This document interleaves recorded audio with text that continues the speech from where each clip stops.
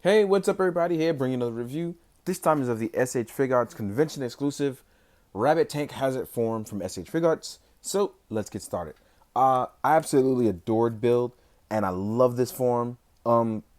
Sucks that it was a convention exclusive, but very glad we still got it, and I'm just happy to have it. I did love the build figure a lot. I wish I had took more pictures of it, but I've been waiting for this one for quite some time, so I'm super duper excited to take photos of it. As you can see, we have the mix of semi-gloss black with matte black that look absolutely great. I'm sure it's as accurate as it could possibly be for a SHF without it being a renewal, so it's going to be as accurate as it could possibly be.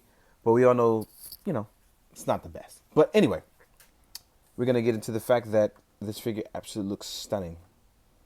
The jet black rider, the outstanding hazard. It's just a win-win for me. I love this goddamn suit. Excuse my language. But first thing we do is going to jump into articulation. And as you can see, the head can move up, it can move down to give you that look of kind of just phased out. You can tilt it side to side. But we all know the big roundish collar is hindering him in a lot of ways that you can't allow you to get the greatest amount of articulation that you would want. As you can see here, I wish it had a little bit more, but unfortunately we don't. So next up, we're going to talk about the arms. And the thing I do like the most about SHF is that when it comes to shoulder pads not getting in the way, they kind of always think of a way to try to get around it. But this one, the shoulder pads may be a little too big because while it doesn't hinder it completely, it does prevent this arm from going all the way up, as you can see here. So I'm going to try to figure something out, but I'm going to take it off real fast. And as you can see, the ball joint here kind of gets in the way when it folds up. So that's about as far as it goes. The arms are double jointed though, so that's always a plus. They fold in very, very well. This bicep swivel too. I'm going to take a couple seconds to just put his shoulder pad back on. Line that up. It actually pops back in very, very nicely. As far as waist articulation goes, the one thing I did not like about build was the little triangle piece got in the way of articulation.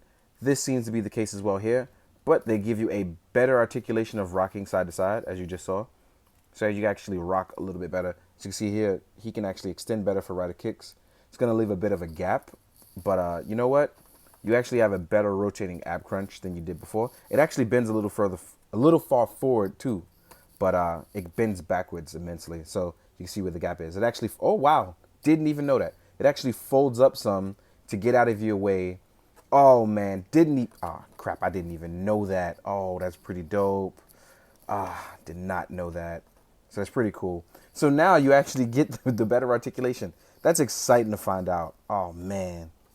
So now I have a whole new love for this since I don't have to worry about articulation kind of getting in the way. And I'm glad Bandai actually took a hand in that to actually fix that. So now I don't have to be so careful anymore. I'm actually really excited about that. The legs actually use the old drop down method, so you can pull it in. The legs are double jointed as well. There is an ankle pivot, and the feet are going back to being die cast, which did not expect that. It's really cool to have a nice die cast piece, but I'm not a fan of the die cast simply because it weighs down your figures to the point where sometimes it's not a good look. So here he is doing a rider kick. It looks really, really good. So now the only issue I have really is the upper arm articulation issue, but pretty sure I can get around that. But he looks absolutely stunning doing the rider kick. So next up, I want to talk about the belt. Now the belt seems to be that the hazard trigger cannot come out, so I'm not going to bother trying to pull it out and then break it because it's really, really in there. But your Rabbit and Tank bottles can come out, just like the previous build figure. I'm going to let them fall out, as you can see here. Very nice, very tiny, so please don't lose those unless you have extras from your build. And as you can see, I have the more relaxed hands on right now, but he comes with the open to closed fist, and I'll get into that in a second. But the reason why I took those off is because we're going to talk about the bottles. You also get the Hawk Gatling bottles. I said battles. The Hawk and Gatling bottles. They're very, very tiny. This one is the Gatling bottle. And this one, and I hope to God I don't drop it, is the Hawk one. So tiny and minuscule. But they fit in the belt very easily.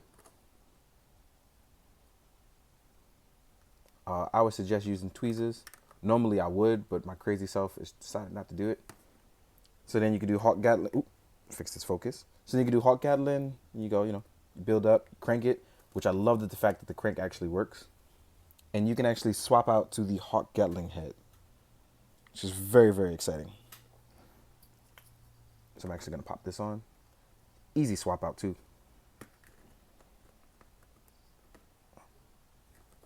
Really big fan of this. Oop, my focus is all over the place. So yeah, really big fan of this design because the black is actually really cool, but I didn't know that they would, well, I did know, but before they announced it, did not know they were going to include the head. So this is a really nice addition. And then it looks absolutely stunning. I'm actually going to leave this on because I like the look of this so much. Next up, we're going to talk about the hands. Excuse me 1 second. And like I said, he comes with the closed fist, which is really, really nice. I have the relaxed hands on already. And then you get hands for holding weapons. Now, these are nice hands. And the reason why I want to talk about that is because you get the gun for the Hawk Gatling, which is really cool when you add this on. That's why I wanted to leave it on. It's really cool, this one. But I wanted to also talk about the fact that you can actually dual wield now that you have gun holding hands. So it actually holds both very easily. Very cool. Just in case you don't have the bike riding hands, but you have the bike, obviously because they're black, the gun holding hands actually work on the build bike with zero issue. I've used it, so it's actually very, very nice. Very appreciative of that the hands work for that, because without it, I would have been really bummed out to not able to do Black Hazard on the bike. And last but not least, we're going to jump into the size comparisons because we've gone over all the accessories and the articulation. So I'm trying to keep it as simple as possible. The first thing I want to do is compare him to other build riders. So let's do that. We're going to compare him to his base form of build, which is still such a great figure.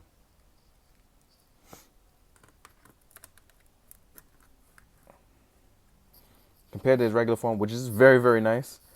It's really cool to get a Black Hazard. So they look really good together. Next up, we're going to do Cross Z,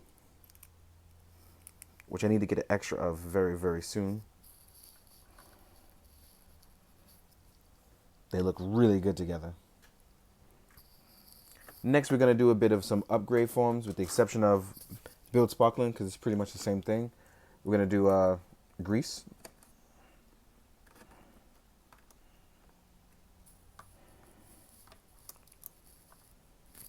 Then we're going to do Cross Z Charge.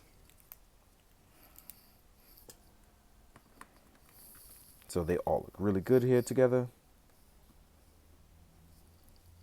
Damn, they look spectacular here together. I'm really excited because they look really great together. Next up, we're going to do it with Rogue, who I believe is the last that I needed. Shout out to SHF Upgrade for doing a mod kit for that as well. So as you can see, Black Hazard looks really great with all the riders, which I'm very excited for. Next up, we're going to do him next to other stuff. We're going to start with 1000 Toys. Which reminds me, I still need to get an Iron Giant. Here he is next to a Synthetic Human. As you can see, Synthetic Human's just a little bit bigger, but it's nothing too crazy that you can't enjoy with.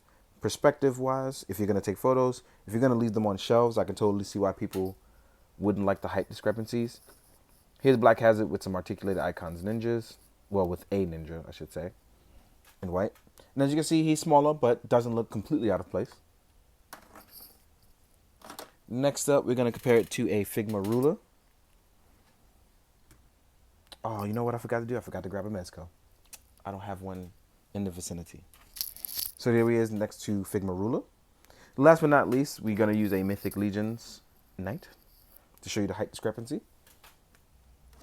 And the Mythic Legions stand about the same height as the Mezco, so I'm sorry I forgot about that. But yeah, all in all, I love Black Hazard. It's really dope.